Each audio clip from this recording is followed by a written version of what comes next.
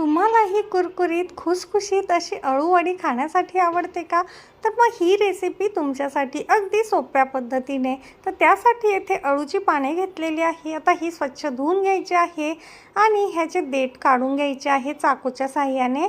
आता एक एक करून सर्व पानांचे आपल्याला देठ काढून घ्यायचे आहेत. अशा पद्धतीने देठ काढत असताना याच्या मागच्या साईडला, पाठीच्या साईडला ज्या शिरा असतात जाड, त्यासुद्धा आपल्याला काढून घ्यायच्या आहे.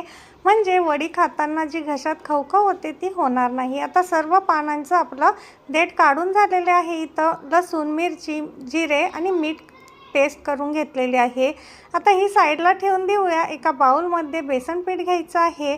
आता त्यामध्ये आपल्याला 2 ते 3 चमचे तांदळाचं पीठसुद्धा टाकून घ्यायचं आहे. यामुळे छान अशी अळूवडी कुरकुरीत खुसखुशीत होते. थोडीशी हळद पावडर टाकून घेऊया. आता बारीक करून ठेवलेली मिरची, लसूण, जिऱ्याची पेस्ट यामध्ये थोडी थोडी करून टाकून घ्यायची आहे.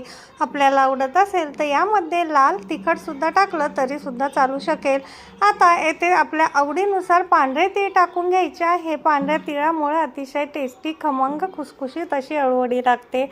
आता 3 ते 4 चमचे आपण पांढरे तीळ टाकून घेतलेले आहे आणि अर्धा चमचा ओवासुद्धा आपण यामध्ये टाकलेला आहे. आता हे सर्व मिक्स करून घ्यायचं आहे. चवीपुरतं मीठ टाकून घेऊया. थोडंसं 2 चमचे यामध्ये तेलसुद्धा टाकून घ्यायचं आहे. तेलामुळे सुद्धा आपली वडी छान अशी बनते. आता हे सर्व व्यवस्थित असं मिक्स करून घ्यायचं आहे आणि पाणी टाकून ह्याचं छान असं घट्ट बॅटर बनवायचं आहे. आता हे बॅटर करत असताना फारही पातळ करायचं नाही आहे.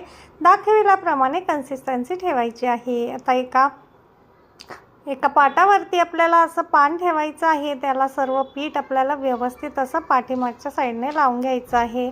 आता उलट करून अशाच पद्धतीने सर्व पानं लावून घ्यायचे आहेत. आता इथे 5 ते 6 पानं एका रोलला मी लावलेले आहे.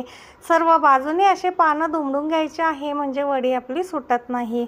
आता हे व्यवस्थित असं फोल्ड करून घ्यायचं आहे आणि असं रोल करून घ्यायचे आहे.